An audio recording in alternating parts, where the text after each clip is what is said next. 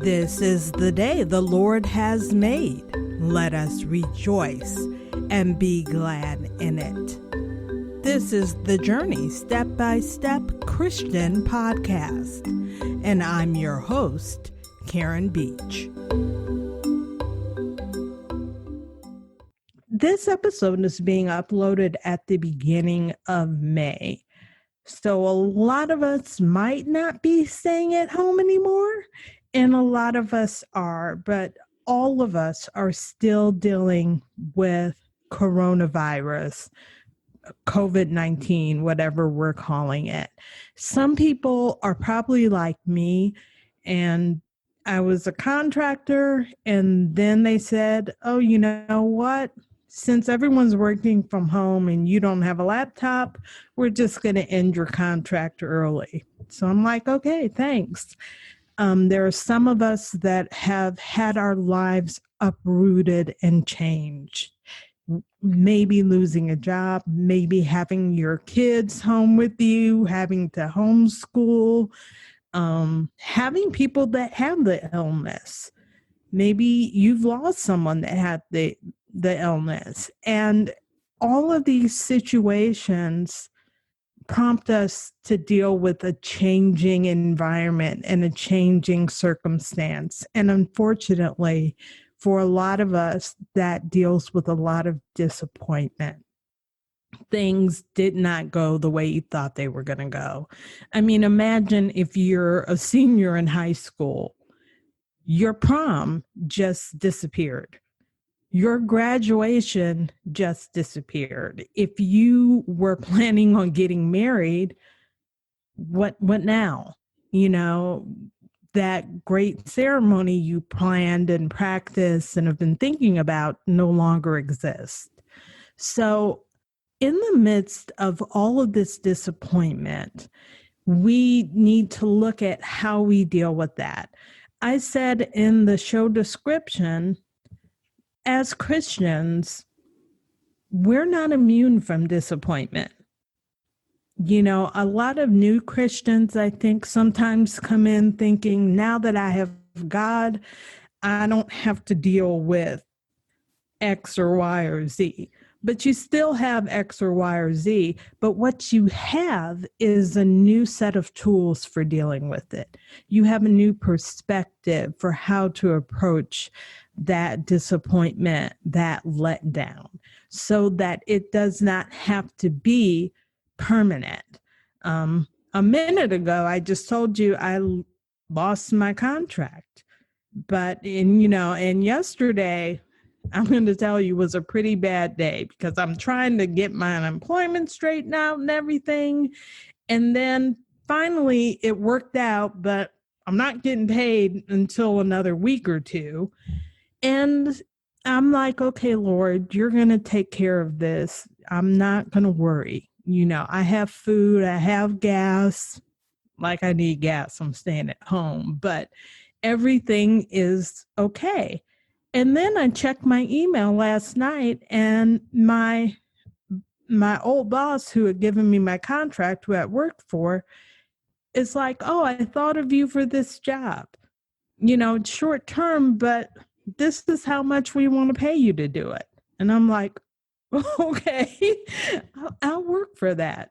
You know, it's kind of one of those things where like you get the piece of paper that they give you and you're like, oh my gosh, but you can't say, oh my gosh, because you want to act like everything's okay. Like, okay, I deal with that all the time.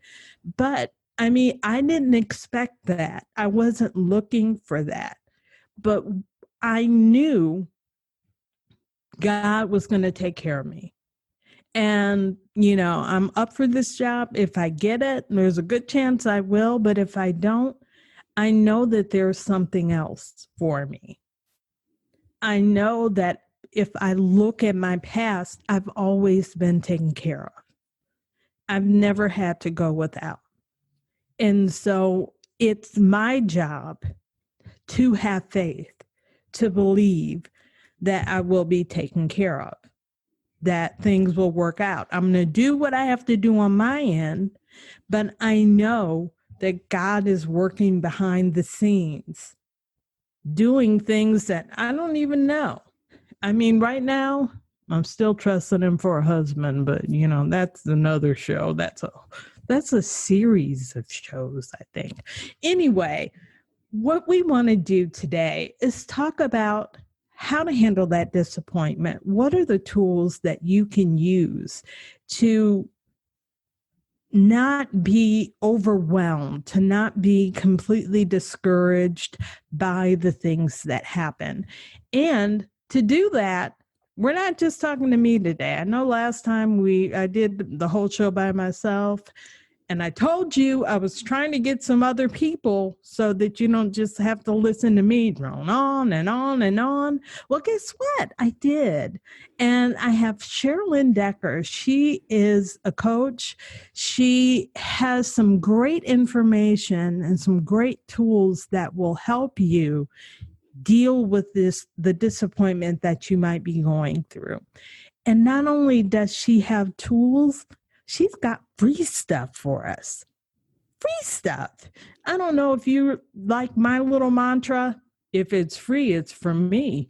But if you do, you'll want to listen in to the end and how to get our free offer that we're going to have for you. So Cherlyn, welcome to the journey. Oh, Karen, thank you so much for having me, and welcome to all of your listeners. I'm so glad you stopped by this podcast today to give us a little bit of your time. So bless you for it. Thank you. I'm so grateful, and I love your story because when you you gave a list of disappointments that you went through. And the thing I liked about it is, I don't know how else to say this, but they're regular disappointments. They're disappointments that, I've been laid off. I've been passed over for a promotion. I got passed over for a promotion once. My boss told me that she was going to pass me over, but then she said, but it'll be good if you apply for it because we need people of color to apply for it. I'm like, that doesn't even make sense. You're telling me I'm not going to get the job, but I should take the time to apply for it so that it looks better on paper for you. I've lost jobs. I've, been disappointed. I lost my mother. So I know the different disappointments that people face. And I love your story and the fact that not only did you have these things happen, but you were able to overcome them. Yeah. Your story has a happy ending. And I think a lot of times when we're in the midst of something, that happy ending seems like it's not even possible, but it is. And so if you could share your story, I would love to hear where you started and where you are now.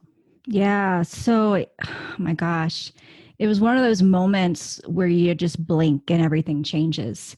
My phone rang just like it does any other time, right? And it's my boss. I pick it up and he says, I'm sorry, Cherlyn, your position is eliminated. And I was working from home. And so he couldn't see my emotion, right? And so I collapsed into my chair, tears streaming down my face, streaking mascara everywhere, right? And I bury my head in my hands with the realization of, oh my gosh, it's gone. It's all gone. And that day, if I could use the term, all hell broke loose in my life. It was the biggest trial, and we've been through quite a few. It was the biggest trial that my life, my marriage, my family had ever faced. It just hit us all at once. And I sat there with these endless questions like, how will I get through this? How will we pay the bills? Is it going to be okay? How do I know it's going to be okay? It was one of those things where I was paralyzed by my circumstances, completely frozen with fear. And everything else I was juggling dropped. I lost who I was. My life and my finances were a hot mess. And I realized at that moment, I had invested so much time climbing the corporate ladder, that it was not what my life was about. And over the next 5 years, everything began to change. Where I lived changed, where I worked, who I hung out with, what I thought about myself, what I believed about God, and even how I prayed. It all changed. And what now, was that like before? Before it changed, what was your relationship like with God? What was your prayer life like? Yeah, I was a worship leader. I was standing on stage every week singing my heart out to the Lord. I was in my Bible. I thought I was living in a place of freedom. And it isn't until you get your butt hits the bottom of the pit that you realize God has more for you, that there's something there that you didn't know. And circumstances completely froze me with fear. I hadn't dealt with fear like that before. And I had to come out of that with a faith that was completely unshakable. And even though I had all of these questions of, will you provide? Will you provide? Where is it going to come from? I had to come face to face with the fact that I didn't have the answers, but he did. And so the difference that it made in those 5 years before and after is I had to realize that the main thing that differentiated me from my neighbor who lost their job, right? Or from someone else who's listening, is what we do with it. What happens when that news comes? Because I know we can turn these trials into triumph because I've done it. I've come out on the other side of this whole mess a complete warrior. I discovered how to fight back. I discovered how to overcome. I discovered how to break through. And here's the thing about breakthrough. We all like it, but nobody likes the brokenness that happens in the process. So I had to dig through all of that. And after all of it, I sit back now, sitting here talking with you, Karen, and I can tell you that being laid off was one of the best things that ever happened to me and my family. Wow. I love how you said breakthrough. No one wants the brokenness that comes with a breakthrough. Right. And it reminds me of something. I was talking to someone the other day, and we were talking about hard times. And I said, someone told me, and I don't remember who, but they said the only way to get through it is to go through it. Mm-hmm. Not around it, not over it, not under it, but through it. Yeah. And to go through it, you have to deal with that brokenness. Mm-hmm. There's no other way to deal with it. To get through the other side, if you have to make it through that dark woods, you have to go through the dark woods. You have to deal with that darkness. You have to deal with that brokenness to get out on the other side. Yeah. Yeah. And we have to face our circumstances in a way. And this is what the Lord kind of taught me. He was like, I want to teach you how to roar. And I'm like, to what? Like, to roar. And then I realized in the process of unpacking all of that stood for something. And so, in the process of peeling back all of my layers, he first, R stands for respond, O stands for overcome, A stands for apply, and R stands for reveal. And we'll go through each one of those if you'd like. But the very first thing is he had to deal with my response. Because when you get news like that you've been laid off, and then you were describing sitting, in your car as just an hour after you turned in, great work when we were chatting before. And now you're wondering why on earth, how did this happen? Yeah. We have to learn how to respond, because I wanted to scream. I wanted to get angry. We want to get all mouthy. I mean, I have a pretty sassy mouth. So there's some things that I can say. And I wanted to grumble and complain. We get there. We want to be afraid. We want to worry. We want to get anxious. But then Proverbs tells us that the tongue either speaks life or death. Paul tells us in Philippians not to grumble and complain, but it's so easy to get in that trap and get it all that frustration off of our chest until we realize that those words don't affect our circumstances. They don't help our circumstances. Jesus tells us not to worry, yet we get all nervous and we end up wondering, but what if? We fear the worst. We see scary outcomes and we wrestle with stuff that hasn't even happened yet. So instead of responding out of anger or worry or anxiety or grumbling and complaining, how should we then respond?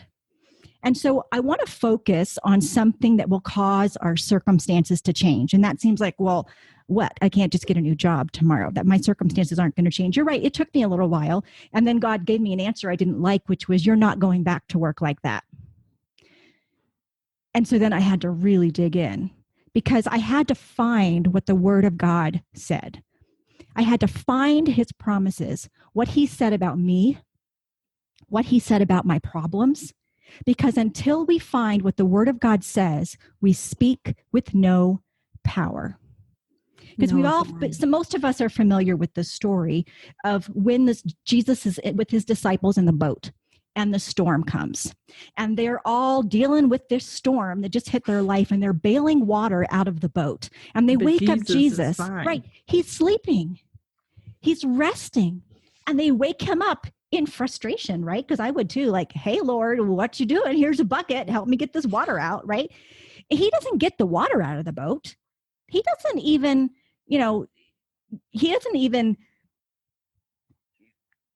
get into their mess, really. He gets up and he tells them to stop. He tells the storm to stop. He declares the Word of God and he makes the circumstances change. And so we want to give our words power to change our circumstances. And we do that by declaring the Word of God. And that's what I want to give your audience today. I want to give them the 5 declarations that I use in my own life. I wrote them for myself in this season of absolute chaos. And they changed everything for me. They gave power to my prayers. And when it felt like my prayers were bouncing off the ceiling sometimes, and I wondered whether God even heard me, they gave me a lifeline that I needed when I didn't know how to pray. And I want to share that with your audience. Thank you. Thank you. I'm ready for it now. I want to see it. So as soon as I get that link, I'm going to be declaring over my life. Yeah. Yeah, because that's what will cause it to change. And we think, well, it takes a little while. You're right. But process and things change from the inside out. We have to change the way we respond to things so that we can even be prepared for what he's trying to bring our way. You may not have even been in a place that you could receive from your boss. Well, they just let me go. Why would I ever read her an email? And it could have sat in your inbox for weeks. But no, you opened it because you had a heart for saying, okay, God, I know when you close one door, you're opening another one. And so I have to look and kind of see, what are we doing now? And you had to respond from a place of peace. We have to look and we have to listen because, as a contractor, contracts come and they go. And when I lost this one, I found myself hearing, but you have a good relationship with Rob and, don't shut that door. And I was like, okay. And so when I got the email from him, I wasn't super surprised. I was surprised at that time, at the timing, but I wasn't surprised to hear from him because God told me to stay on the lookout for that. And a lot of times I think when we're in that dark place, we drowned out his voice. Mm-hmm. We let ourselves only hear ourselves, the yelling, the worry, the frustration, but you have to be able to still yourself long enough to hear.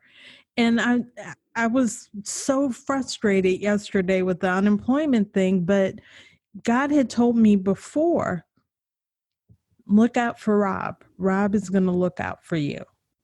And it's so easy when things go bad to just dismiss that little voice, because it's been my experience that when God speaks to you, it's not like in a movie. It's not like thou saith that from like a mountain. It's not like a singing from the Ten Commandments. It's more like that small voice that just says, hey, you know, Rob gets contracts all the time. So you're in good with him. You know, I've got you in a good place with him. It's going to be okay. And I was like, okay, it's going to be okay. I have to go with that. And even though temporarily, and I think too, it's important to note that we are human. So you are going to feel frustrated. You are going to get upset. The key to me is not staying there. Right. You know, there was a movie in the 80s called Broadcast News with Holly Hunter. And one of the scenes that affected me is every morning she would get up and cry for 5 minutes. And just get it out of her system and then be like, okay, I'm fine. I can go on with my day. And I don't want anyone to feel bad for having those feelings because we all do. But the key is not to stay there, to move out, to be frustrated, but then say, okay, but Lord, you declared this. Lord, you said this. I'm going to move from this place of despair to a place of decision. Yeah. And I'm going to decide to do something different. Yeah, that's so good.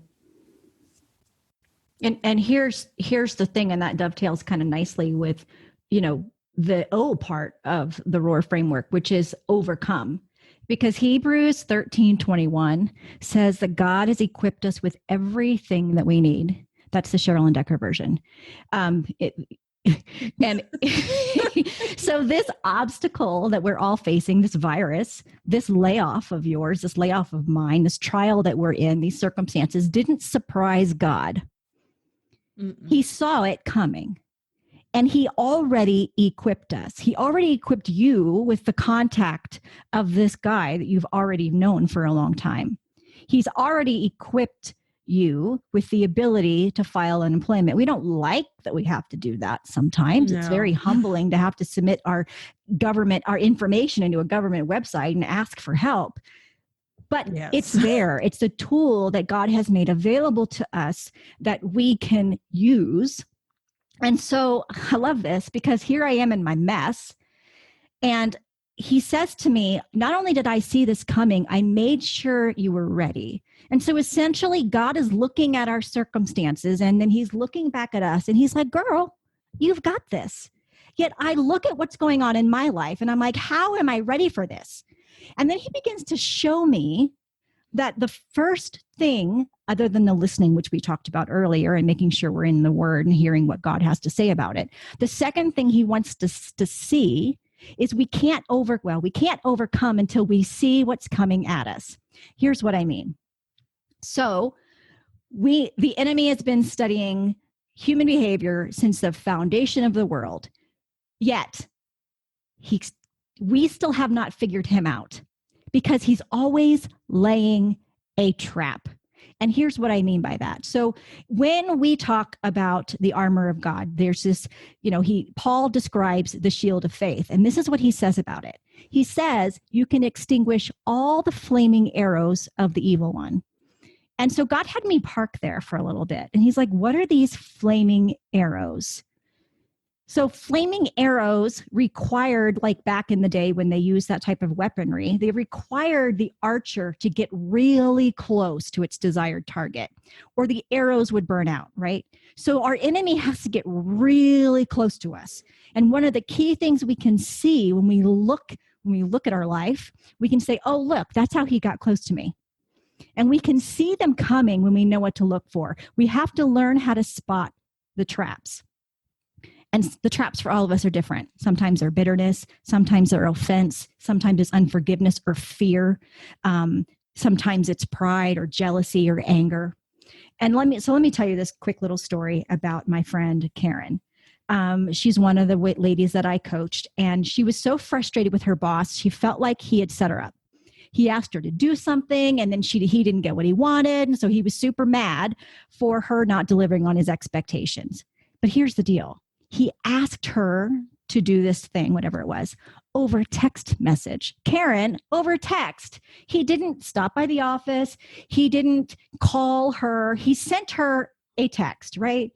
So she's frustrated. I could see she was really irritated. We were over a video conference. And then I caught her off guard with my question. I said, where is the trap? Where did you get caught? Because that's what the enemy wants to do. He wants to lay a trap for us, and then he wants to camouflage it so we don't see it.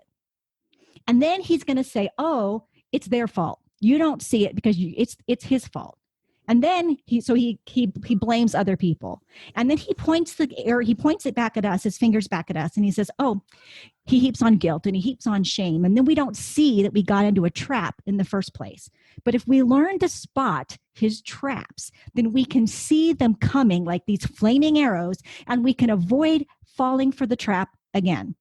And that's what happened to Karen. The next time her boss sent her a text, she knew what she needed to do, and so she could avoid it. And it's once we spot these traps, once we see these coming, that some of the obstacles become more clear. When you and I were talking beforehand, you talked about how there were some things that led you up to believe that you might be laid off next. And so that kind of sets us up for, and me too, when I was in the place where I was being laid off, I had already had an inkling that I was going to be laid off. They were running out of money.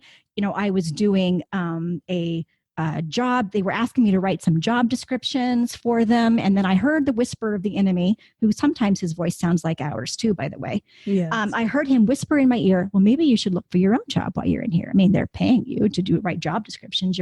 Why don't you just look? But I knew there's something off about this. He wouldn't be tempting me to go look for another job unless my own was in jeopardy. And so I look back and I'm like, oh, here's some obstacles that I saw that were coming my way. And we think, well, maybe that doesn't quite resonate. Well, the Bible, Jesus says that if we speak to our mountain, it will go into the sea. So we go back to the declarations, right? But here's the deal. You can see the mountain. You can see the mountain in front of us. All of us have seen the mountains, the obstacles in front of us. And I can tell you, because I live in Colorado, I can see the mountains from pretty much anywhere that I'm driving. I have to get pretty far away to not see these big boulders in front of me. And so when we look at some of the things that happen in our life, we can see that these are big, huge obstacles that we've seen coming for miles. And we just have to ask the Lord, how have you prepared me for it?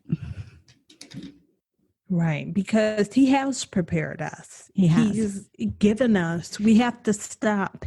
And the thing that I had to realize is that, and now every prayer I have, I say this, but your will, not mine. Yeah.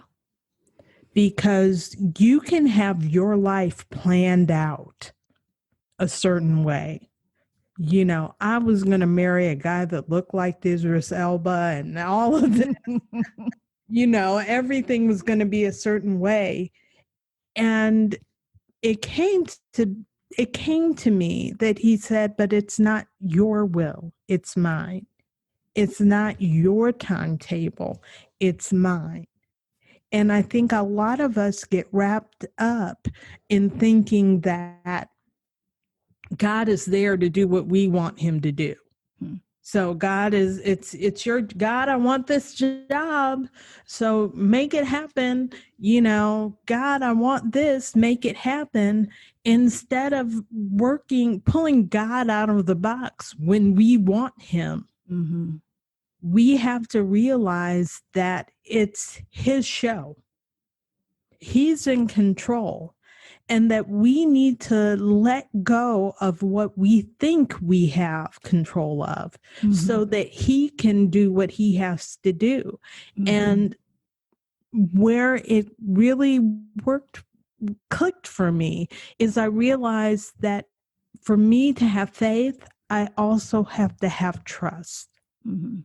So, maybe my husband doesn't look like Idris Elba, but I don't know. I know more. He knows more about what I need than I do. He knows what's going to happen. He knows what's going to occur. I don't. He knows what I need to face whatever it is I'm going to face. Yeah.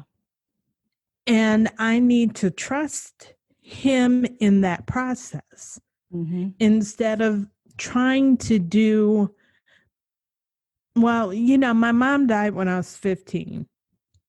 And as a result of that, I thought when I was 15, because that was pretty much the most awful thing that could have happened to me as a teenage girl. Look, as your life as a woman, when did you need your mom the most? Right. And I thought, if God could do this awful thing, how can I trust him to do anything else? Oh. I have to do everything myself if I want things to work. And it took me decades to realize that I am not in control and that I have to relinquish that control to God. Because I was talking to a girlfriend of mine, I was like, well, this awful thing, he did this awful thing to me. How can I trust God? And she said, but he never let you down. She was like, you've lived in 7 different states and you've never fallen in with the wrong crowd. You've always met the right people. You've had your aunt there. You've had people in your life. She was like, if you really stop and think about it, God's never let you down. Him taking your mother was about him and your mother. It wasn't about you. Yeah. And when I looked at it, when I really stopped and looked at my life, it was hard to deny that God had been there the whole time. But I had to let go of that. If it has to be, it has to be me. Yeah.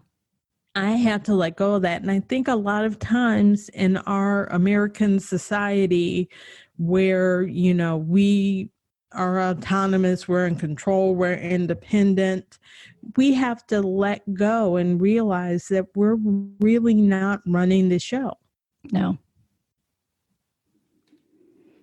Yeah. And what I love about how you described all of that is we have to look at our trials differently, those things that we walk through, and we have to find the story that God is writing, the lesson that they tell us, because that thing, that lesson, that story unlocks powerful keys of breakthrough to help us later, because we can't avoid trials in the future. But here's what I know to be true. How we survive one trial, how we walk through the loss of a parent, you with your mom, me with my dad to cancer.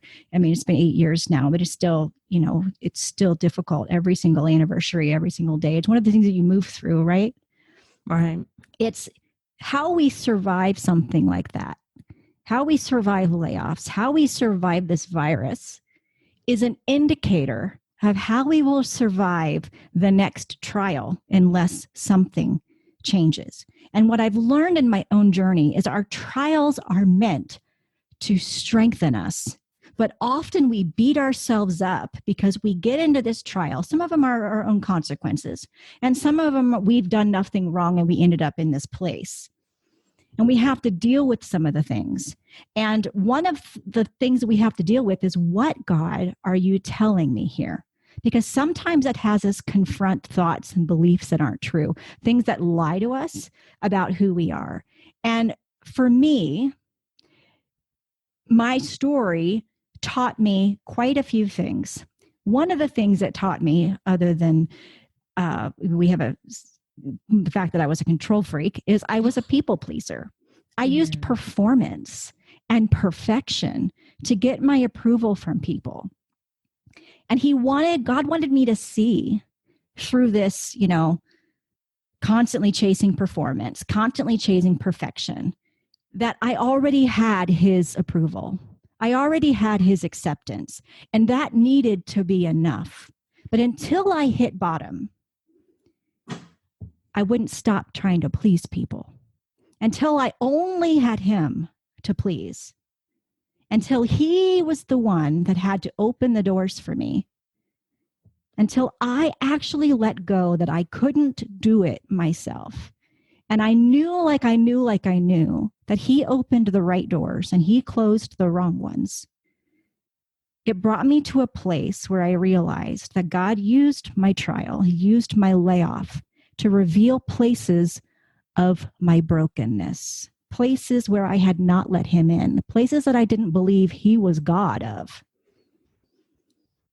Yeah, because And a that lot of hurts. times we think God is in certain places and not in others. And Yeah. instead of realizing that he is everywhere, there's a reason why he's omnipotent, omnipresent. He is all things everywhere. And a lot of times I think we say, okay, I'll give God this. Yep. I'll give God my family, but I'm going to take over my job. And that's not how it works. No. And I want to encourage your audience to take another look at the trials they've walked through. Sit down with a journal in God and see the story that God has written and say, God, show me your perspective. Because here's one thing that helps me. One of my really good friends, Kimberly, is an artist. And when she paints something, she names it. She calls it what it is, what it means, what it communicates. And I can look at her painting. She'll send me a text with it on it. And she's like, oh, I painted this. And I'm like, what's that? And she'll tell me, and I won't see what it is. I won't understand any of it until I ask her what it is. Your creator has a perspective on what he created to and who you are. So because he has a perspective on what he created, that's you, and who you are and what you walk through, he has a lot to show us. And I just really encourage you to be open to the places that have hurt and say, God, what are you trying to show me here? What can I take from this? Because this is what Romans 8:28 says. It says that God will turn all things to the good for those who serve him. And so that means that this pain can serve us because we can learn something from it.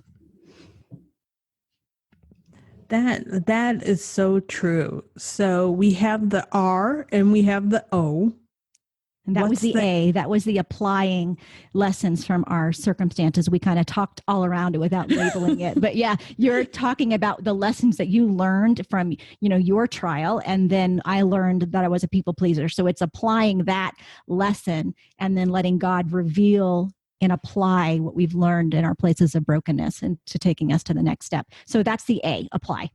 Okay. And so the last R. Oh, the last R is the gift that you give to people right now, Karen. It's the ability to reveal our stories to others. And so what we don't realize is when we triumph over our trials, our story says it is possible. When we share our story with other people, we testify whatever it is, happened. And if it happened for me, if it happened for Karen, if it happened for somebody else, for you, right? You listeners, it can happen for someone else. Our stories are not for us. They help other people get breakthrough. And here's another trap that the enemy tries to lay for us. He tries to tell us to keep quiet. When our trials are over, he wants us to get on with our life. The enemy doesn't want us to be vulnerable about our struggle. He doesn't want us to share our triumphs. And he definitely does not want us to tell anybody how God showed up. But Revelation 12:11, I think, says we overcome him by the word of our testimony. Because that's it. That's the power of the testimony. We've heard, some of us have heard that the root word of the word testimony means do it again. There's all kinds of songs about, do it again. And that's it. And so here, let me just kind of give you a little bit of example of how this is not just cliche. It's actually science. So we've all seen things on TV And most of us can replay the scenes of a movie or a TV scene just by thinking about it, right? If you and I were to talk about Princess Bride, we could probably see the whole thing. You just talked about this broadcast news, and I knew exactly what you were talking about. Well, brain science tells us that those movies, those scenes have created memories in our brain. Our testimonies do the same thing. They create a video library. And so when we share our trials and our triumphs and how God showed up and how God came through, we create these memories in someone else's brain. So when they're hit by a trial that's like what we've walked through, their brain goes into the library and says, where have I seen a trial like this? Mm-hmm. And so then there's stories of Aunt so-and-so who we swore we would never be like, right? We all have those. And then but her response, her reaction is one of those choices that we have to choose from when the trials hit. So the more we fill our brains with testimonies of hope, of triumph, of God's faithfulness, the more options our brain has to choose from. So then the mind can say, oh, I want to overcome this like Cherlyn, like Karen, right? And so our testimonies can become the lifeboat that people hold on to in their own storm. And they're like, God, do that again. Now, that doesn't mean he will do it the same way. Absolutely not. But it does open us up, and it sets us up to receive breakthrough. So my challenge is, if our stories can help other people find breakthrough, then we have a responsibility to share it. And that's why it's so important to learn what those lessons are that he's trying to teach us. It's so important that we learn to see the obstacles coming. It's so important that we learn how to declare God's promises over the stuff that happens in our life, because we're walking through it for a purpose. We're walking through it so we can help other people that are coming behind us get through their stuff too. And it's funny, as you were talking, I thought about something I posted on Facebook earlier today. And it was about this virus. And a lot of people are like, well, I want to do this, I want to do that.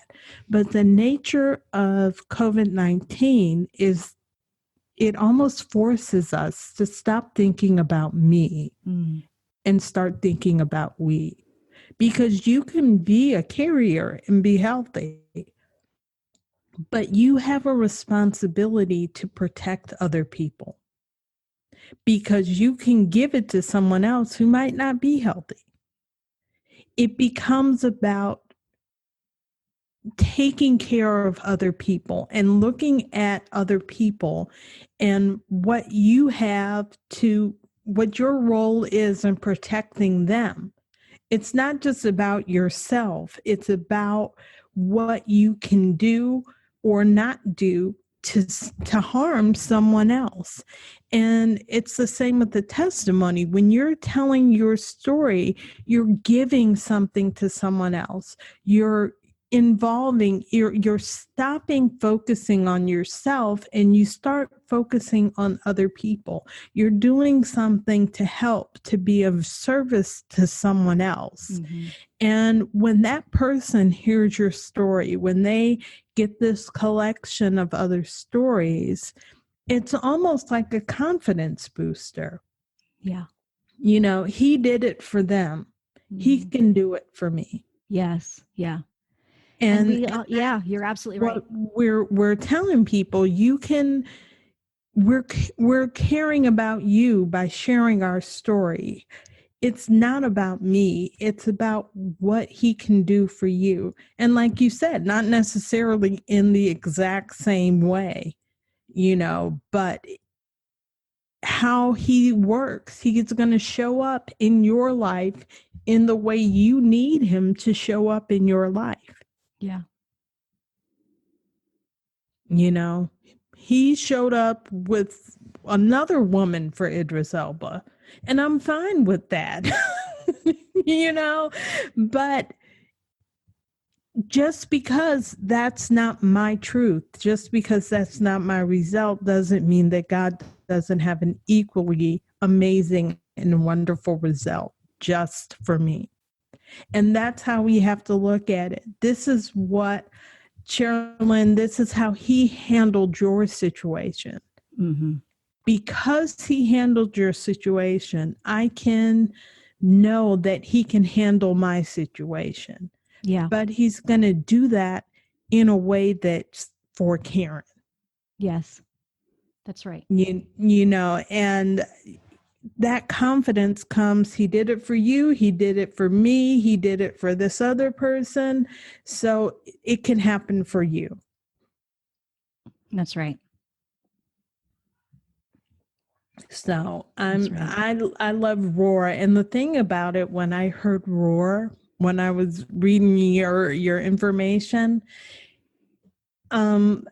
we just had Easter not too long ago. And Jesus was born as a baby. He was a lamb. He lived his life. He sacrificed himself. But we know he's going to come back as the lion. He's victorious as the lion. And the lion roars. So we have that Jesus as the victor. That's why he's roaring. He's the king. And you're using that power of his to roar, to teach people how to roar, to use Jesus, to use God to roar in our own lives. If that makes sense. I was going one place with it, and then as I was talking, I was like, is this still the same place? Because here's the deal. I mean, if your audience would just picture a day that they're not rattled by bad news because they know how to handle it, they are now empowered for whatever comes next. If they could picture a day when their friend calls because they've gotten bad news and they're now equipped to help them triumph over it. If they could picture a day that they're living in peace because they carry a confidence and a faith that can't be shaken, it makes all that you walk through worth it because you learned how to respond, how to overcome, how to apply, and how to now share your story and everything you've learned with other people. You truly learned how to roar when it comes into setting yourself up to serve other people. That's so true. How to roar. And I love the first part you talked about, having those declarations that you're declaring, right? You know, over your life, these declarations. And I can't wait to see them because I tell you what, when I first started sharing those with my friends and family, my mother-in-law, she said that they were awkward to pray at first. And see, here's the deal. Whenever we do something new for the first time, it's awkward. But as we do it more often, we get better at it. And so I want to encourage you to speak over your circumstances what God has promised, to bring power to change them. And when I'd only been sharing them a few weeks, now these are mine, these are my private journal, right? This is my private thoughts with the Lord, my collection of, heartfelt, heart-wrenching prayers that I was just like, hey, God, this is just the way it's gone. This is just what your word says, and this is not what it looks like. The tagline for Unleash Your Roar is when your present does not match God's promises. I'm just gonna roar back at my circumstances and tell them they better fall in line, right? And so it's about saying, God, you have the power to change my circumstances. And so I want to put those declarations in your hands, and I will provide you a link to do that. It's available on my website, CherlynDecker.com, and they can get them there. And then I'll have a direct link for your listeners as well to get it. That is so powerful, using God's word, because it says in the word to use God's word. So we're just doing what we're told to do, to use God's words. And if you think about it, using God's words is always better than using yours. Mm-hmm. Yeah. Because when you use your words, they are filled with our doubts, our insecurities, our feelings of overwhelm, not good enough, everything else, doubts.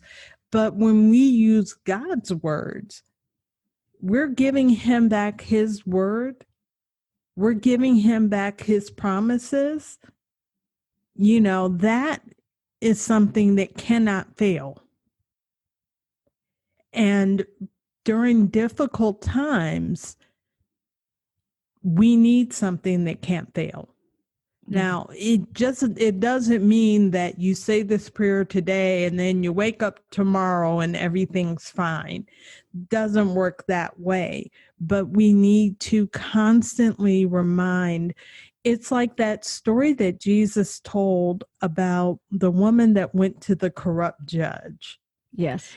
And she kept going to him, asking for justice. He didn't really care either way about giving her justice, but she kept coming. And because she kept coming, he granted what she wanted. Now, the difference is that the Lord does care. But I think a lot of times he wants to see how much we care. Yeah. And there's a few things that he wants to make sure are in alignment, right? We're asking for things that are in alignment with his will. He has a different husband for you than the man you've been asking for, right? And so we have to change our declarations of, what, so that it's in alignment with his will. And sometimes when we get the word, it kind of forces our hearts to come into alignment with what God has promised. And it's not just me, pulling out my Bible, using it as a magic wand. This is not some sort of, make it happen. This is a process where he says, okay, bring your heart into alignment with my peace.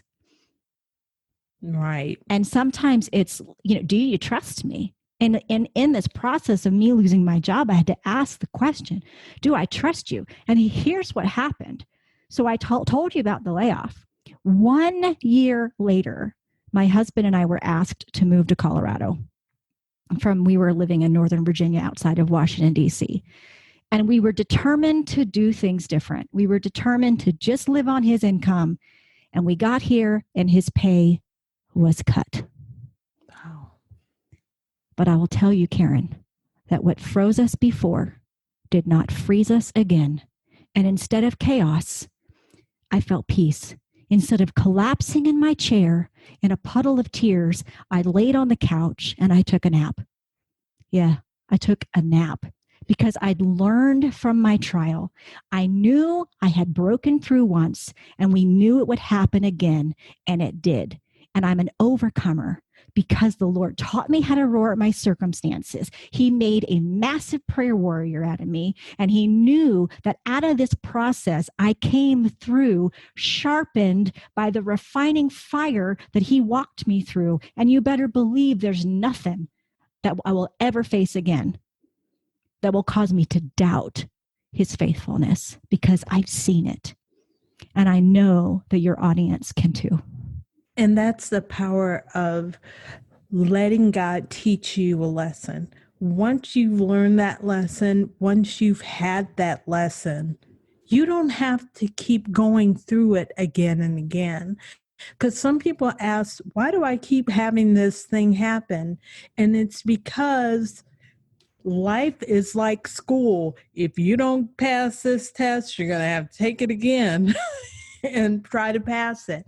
But once you pass it, you have that material. You know that material. Mm-hmm. Now, will there be another test? Yes. But you've mastered this one. Right. Your car breaks down on the side of the road. You learn how to jump that battery. The next time it happens, you know how to jump that battery. Right. And we sometimes think, oh, well, circumstances don't look quite like they did last time. But I promise you, if there's a certain personality that you don't like, that, is sandpaper to you, that personality will show up regardless of gender, regardless of whatever. That personality will still show up in your life until you learn, until God refines that area of your life where that person is pushing those buttons. Those buttons are being pushed because God wants to deal with them. And so sometimes it's not just the traps of the enemy. Sometimes he's using other people to kind of say, all right, You need to figure out how to deal with this person. You need to figure out how to deal with this situation. You need to figure out how to deal with your response to things. Because if we don't deal with our response, how we respond to things, then God can't do a whole lot of work when we're not listening. Right. And you know that you're growing. And that's the key, that all of these things help us grow. They help us grow in our faith. They help us grow closer to God. And when you run into that person that got on your nerves so badly before, when you run into them again and you're like, okay, I know how to deal with you. Yeah. I'm not going to get upset. I'm not going to go, there was one woman I used to work with, and I'm in training, and I would drive home and call my friend in another city, but she was a trainer, and I'd be like, girl. And on that whole 30-minute ride home, we would talk about this person, how they acted, what they said, what I said, what I could have said, what I think she meant by what she said. But when I learned to deal with that, now I would call my girlfriend on the way home and we would talk about shopping. We would talk about something else. It wasn't all about this woman once I learned how to handle her. Mm-hmm. A couple years later, in a whole nother situation, I ran across that same personality type. And it didn't bother me, and I knew how to deal with it. And that's how God works with you. He gives you a situation, and once you know how to handle that situation, that personality, you're ready to move on to the next challenge. Mm-hmm. And if you let him, that can be a lot easier than trying to deal with it on your own. Right. And that's a lot of the purpose of what we walk through. He wants our struggles to be things that propel us forward. Because I tell you, I didn't get to do what I'm doing now if it hadn't been. We would have never met had I not walked through what I walked through. I would not be serving the women I serve had I not walked through what I walked through. Right. And so in some ways, in every way, the job that you have. Yes. If you hadn't walked through what you walked through. Yes. My trial propelled me into my purpose. Amen. I told you before we talked that this was going to be over in like a half hour, but this conversation has been so good. This is like an hour-long episode. So I thank you. I love roaring. I'm ready to roar. I'm ready to see those declarations. If you look at the show notes, you will see a link where you too can have access to these declarations. Like Cherlyn's mother-in-law said, it might be awkward, but it's worth it to work through that awkwardness and to give God his word back to him. Yeah. Amen. And when we say it back to him, we're reminding ourselves that he said it. And that can only be a good thing. That's right. All right, Cherlyn. Well, thank you so much for this supersized episode of the Journey Podcast. Look in the show notes so that you can get access to Cherlyn's 5 declarations. And as I said earlier, if it's free, it's for me. So go ahead and get those from the show description. Log on and get access to that. And thank you so much for listening. Karen, thank you so much for having me. Journey Podcast. Oh, thanks for listening and hanging out with us. Until next time, be strong and courageous.